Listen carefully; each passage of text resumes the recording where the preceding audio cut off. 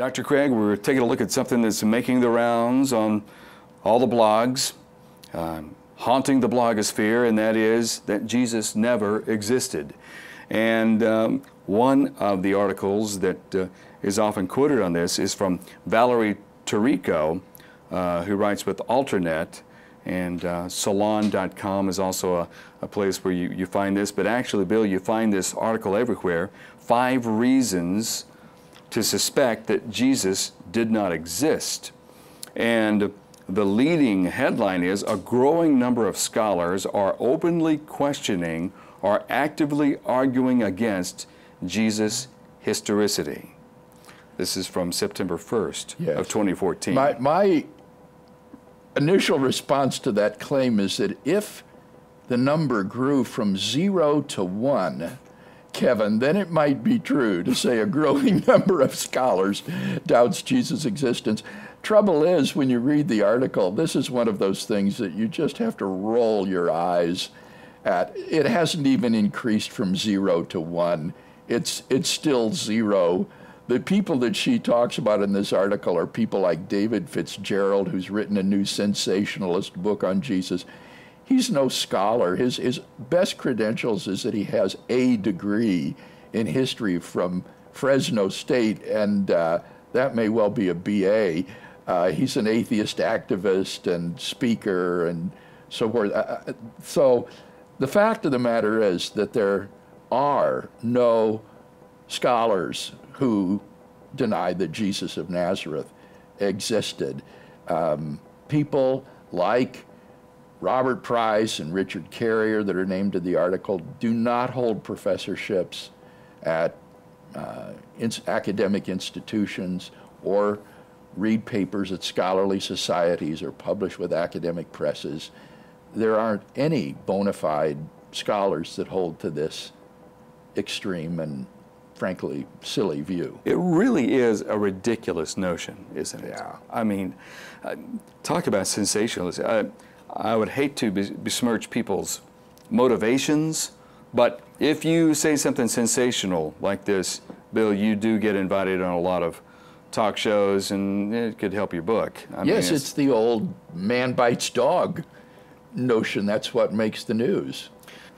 Fitzgerald says that he wanted to correct the errors in the Zeitgeist movie that gave the mythic background and it tried to eradicate the existence of Jesus, and show young people interesting, accessible information that is grounded in accountable scholarship. Well, even he acknowledges that things like the Zeitgeist movie are irresponsible and inaccurate. Yeah, it still makes the rounds, and so I'm glad that at least they're saying, come on. So he backs away from that, but then continues to make claims just as extreme in the sense that he thinks Jesus never existed and that it's to be explained in some way mythologically, which Valerie never goes into in this article. She never actually gives what their positive account is of how all of this evidence for Jesus of Nazareth came to be if there never was such a person.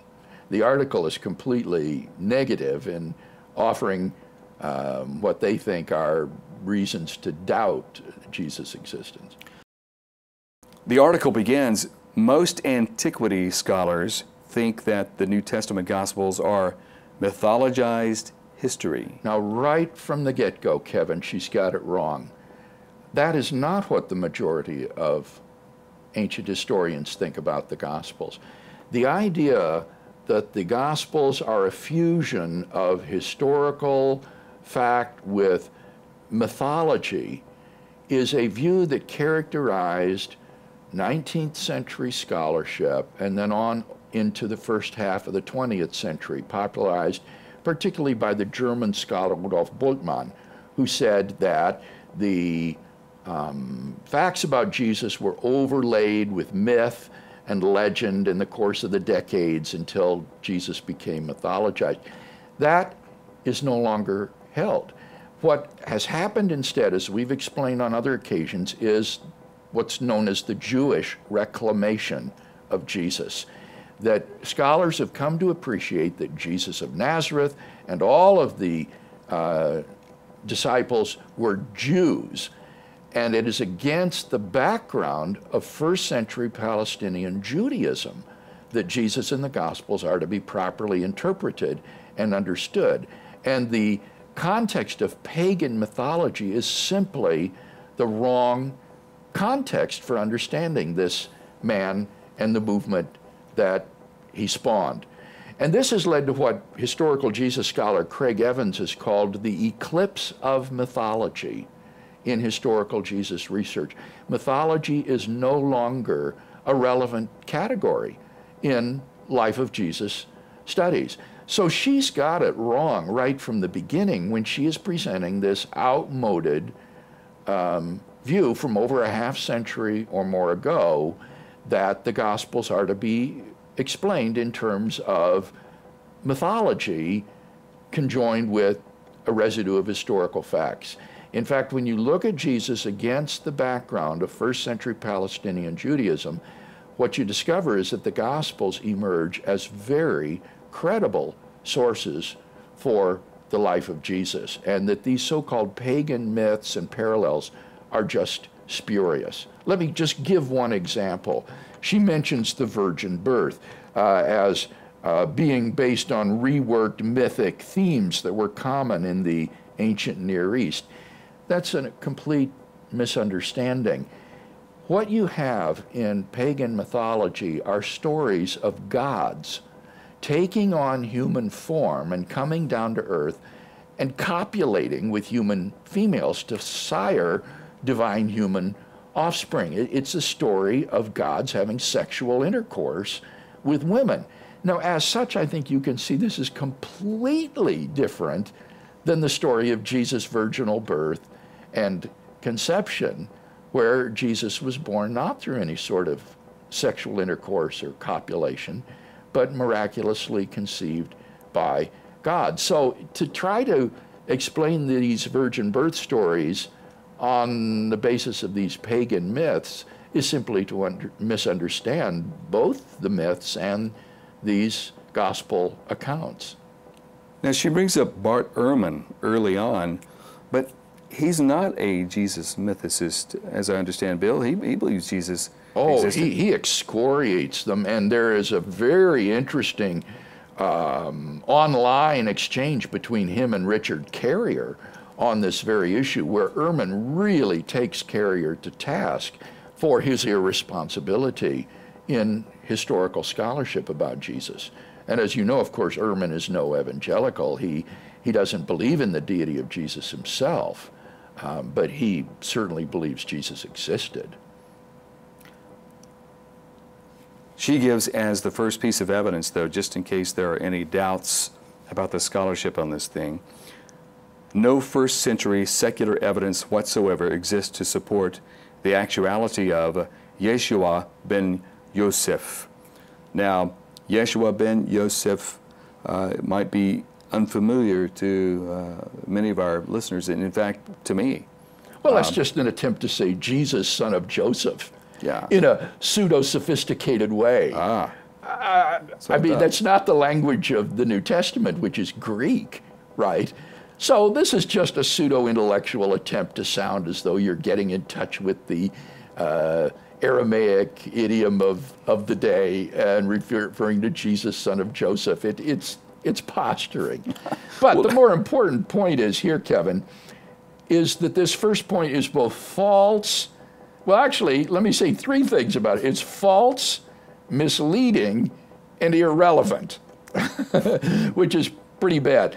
It's false because there are secular sources that refer to Jesus, like Tacitus. Most people think that Tacitus does have a reference to Christ. It's misleading because by saying secular evidence, what she means to exclude is any Jewish testimony to Jesus. That is to say, Josephus, the Jewish historian. He was a Jewish Roman general and historian who wrote a history of Judaism, and he mentions Jesus at some length, and then has a later passage where he talks about the martyrdom of James, who is the brother of the so-called Messiah, or of him who was called the Messiah. Now, you can't write that off as hearsay or deriving from the Gospels, because the New Testament has nothing about the martyrdom of James. Josephus gives us information about what happened to James that you cannot glean from the New Testament. And so most scholars of antiquity will say we have here in Josephus historical testimony to the life of Jesus, as well as people like James, Caiaphas, John the Baptist. All of these people are mentioned in Josephus that is independent of the New Testament documents. And the only reason she's able to exclude this from this first point is because it says no first century secular evidence, and Josephus doesn't count as secular because he's Jewish. Or there's also a Jewish author named Marabar Serapion who wrote a letter in which he refers to the Jewish king, and I guess she's going to exclude that. So this is both false and misleading. But even more fundamentally, it's just irrelevant, Kevin. The assumption that sticks behind this oft-repeated claim is that only material that comes from outside the New Testament counts as real evidence. They penalize the New Testament documents. Yeah, they penalize them because these were later collected under one cover by the church and put into a book called the New Testament. But any historian knows that these are the primary documents about Jesus. We've got 4 biographies of this man, which is incredible for any figure of antiquity, as well as all of these letters from Paul and other people that were collected into the New Testament. These are the primary sources for the life of Jesus. And to just blow them away because they were eventually collected into the New Testament by saying no secular scholar out, or no secular figure outside the New Testament talks about Jesus is just an irrelevancy, especially when you reflect how obscure a figure Jesus of Nazareth was. He was a hillbilly preacher from Galilee who had at most a 3-year public ministry and got himself crucified like many other would-be messiahs. And I would ask these folks, what documents are there that we have extant from the first century that still exist that you would expect to refer to Jesus of Nazareth? You might say, well, there ought to be something in Josephus, and there is. And there is, despite But interpolations. what other documents coming down out of the first century are there in which one would expect to have references to Jesus of Nazareth? I'm not aware of any.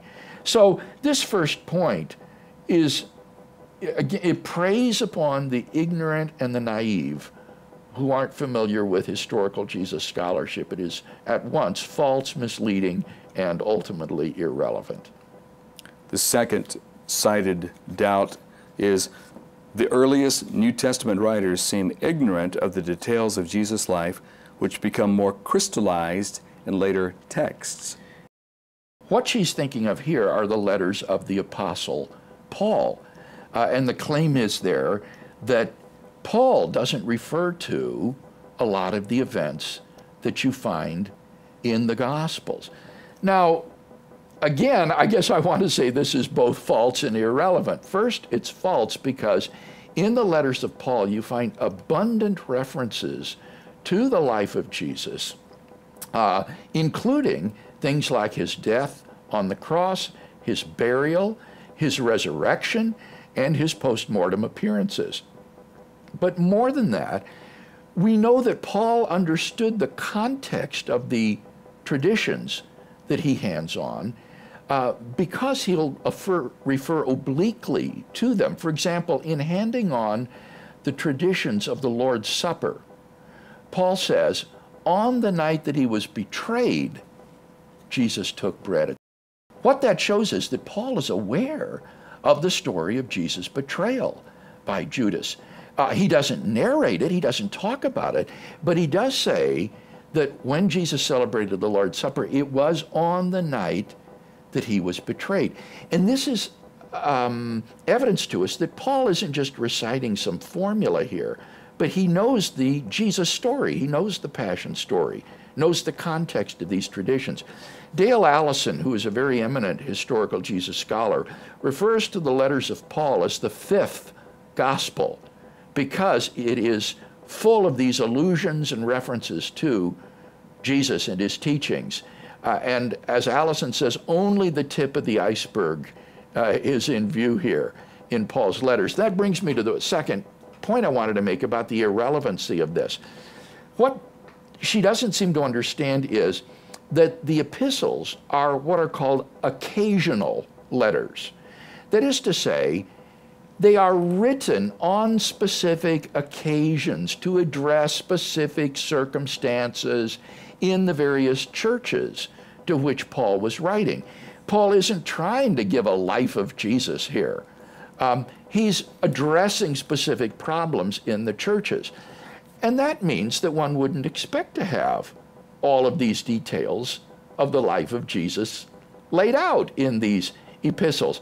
A great example is what I just mentioned, Paul's knowledge of the Lord's Supper, how Jesus took the bread and blessed it and broke it and then gave the cup and memorialized his death in the Last Supper.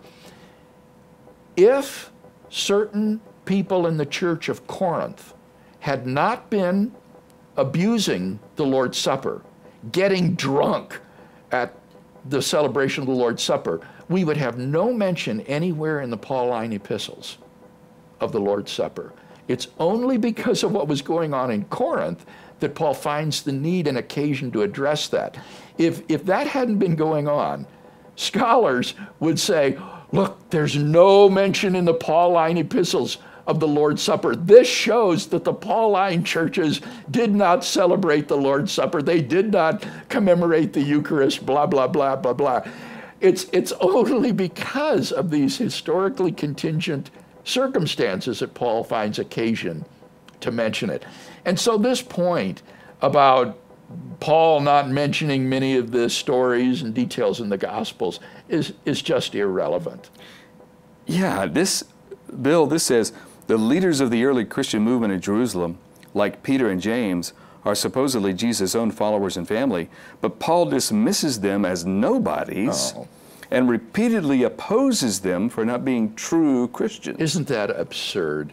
I think she's talking there about the dispute between Peter and Paul mentioned in Galatians about whether or not one should eat with the Gentiles as a believing Jew. And Paul rebukes Peter, but not because he's not a Christian or not a believer. What he says, we know that we are redeemed through the blood of Christ and that these Gentiles are redeemed as well. What he accuses Peter of is behaving hypocritically.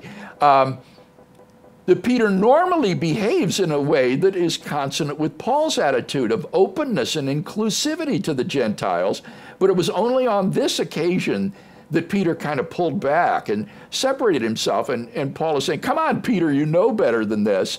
This is not at all what she's accusing him of here, that they're non-Christians. Oh, even in that passage, you can tell that Paul holds Peter in high esteem by saying even Peter was drawn away. Right, from this. Even Peter, one of the pillars of the church, as he calls him in Jerusalem. So when you look at the relations of Paul with these early followers of Jesus, like Peter and James, Jesus' younger brother, you've got here indisputably authentic letters from a man who spent time with and had first-hand contact with Jesus' younger brother and with his chief disciple.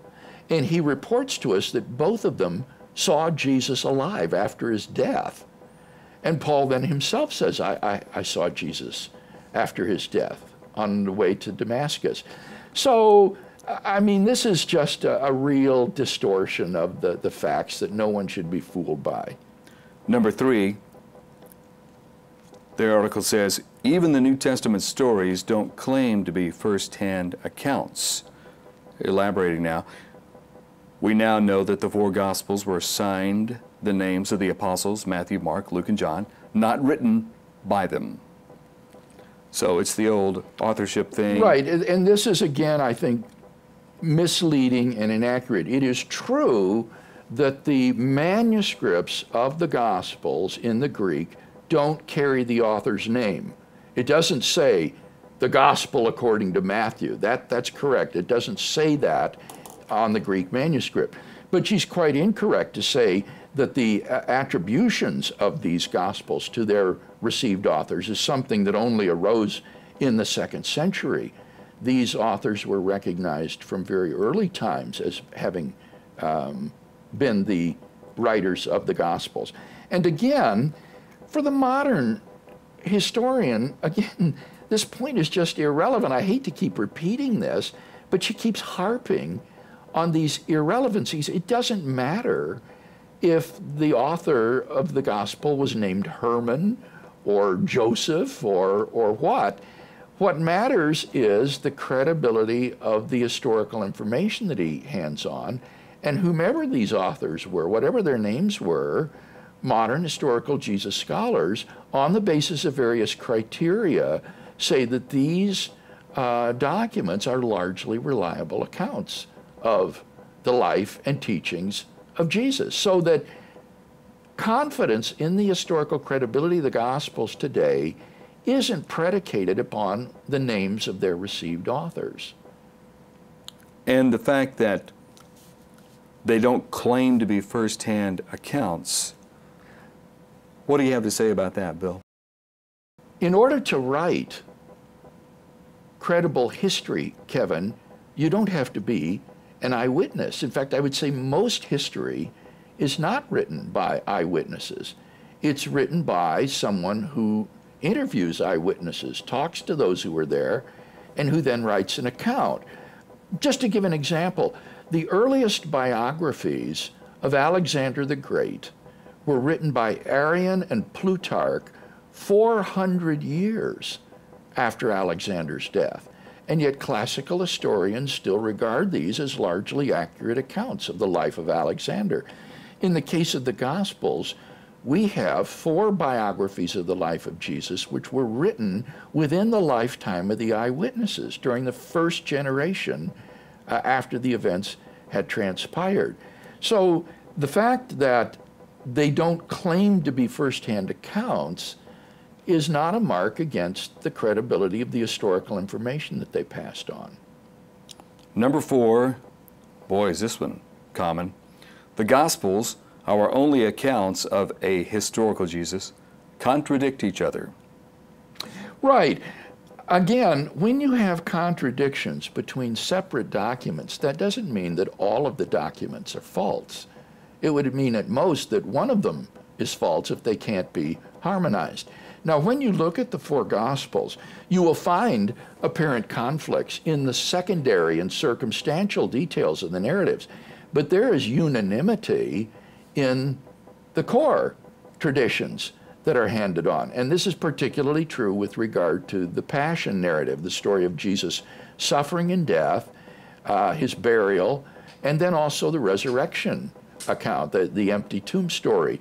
So the existence of discrepancies in the secondary details is just irrelevant to the historicity of the core story. Again, an example from secular history. Our accounts of Hannibal's crossing the Alps with elephants to attack Rome comes to us from a pair of different sources which are impossible to reconcile. They're historically incompatible with each other.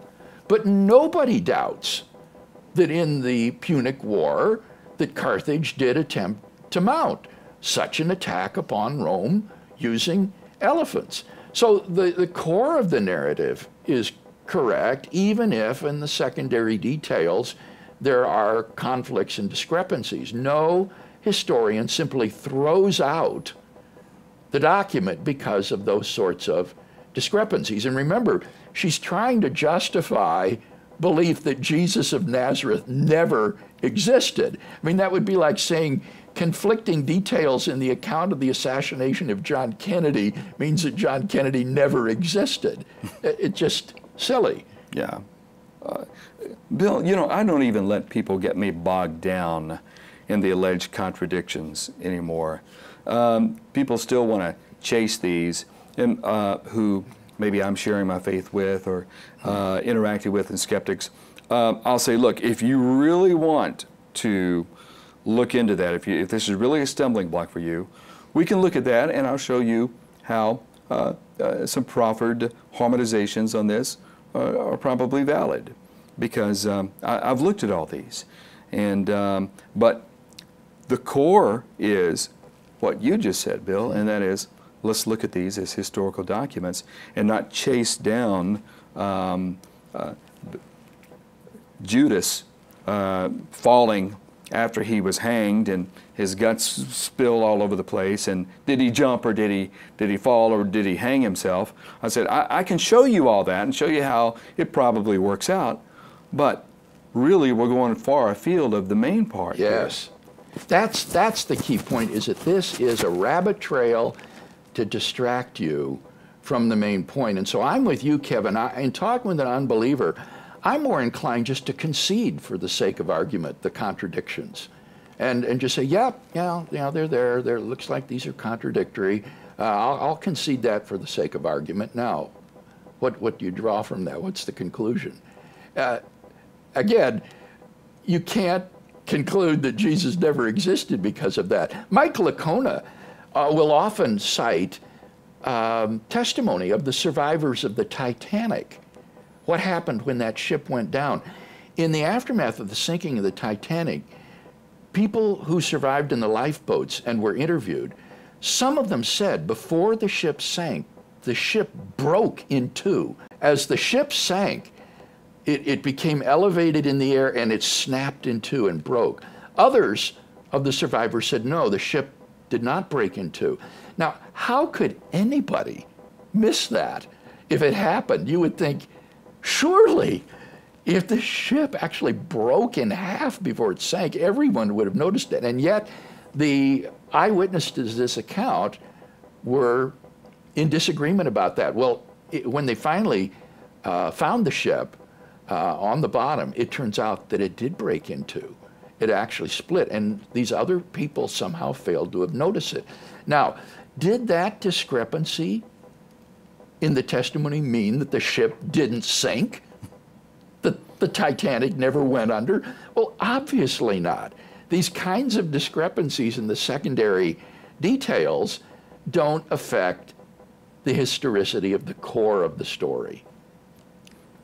Bill, if anybody is disturbed by alleged contradictions and discrepancies in the New Testament text because it informs a certain brand of inerrancy that they have, we'll go look at Dr. Gleason Archer's book on biblical difficulties, the Encyclopedia of Bible Difficulties. It will answer so many questions and that skeptics throw at you. I mean, you know. Number 5, finally, modern scholars who claim to have uncovered the real historical Jesus depict wildly different persons. Yeah, I had to laugh when I saw this one, because what she's pointing out here is that if you deny the historical Jesus was as the Gospels describe, then you invent your own historical Jesus as a substitute, and different critical scholars have invented different historical Jesuses. So what this is testimony to is not that Jesus never existed, but that if you deny the historical credibility of the portrait of Jesus pointed in the Gospels, then you are launched into subjectivism, in which the critical historian or critical thinker manufactures a Jesus of his own making to substitute for the Jesus described in the Gospel. And in that sense, ironically, Kevin, I think that would describe the mythological Jesus as well. This Jesus that never existed is similarly an imaginative construct of people who deny that the Gospels portray the actual man who lived and wrought. So she's hoist on her own petard here. The article ends with David Fitzgerald doing a follow-up to a book he did on that I've seen quoted a lot in the blogosphere about Jesus not existing. A sequel to that with what they claim to be even more research that Jesus never existed. So, Dr. Craig, we can expect the blogosphere to quote from some of these sources who have what appears to me to be a pretty solid agenda to try to undercut Christianity at the very core, as opposed to just deal with what the Christian faith teaches. Yes, and so long as the press capitalizes on sensationalism, we'll continue to get these man bites dog stories.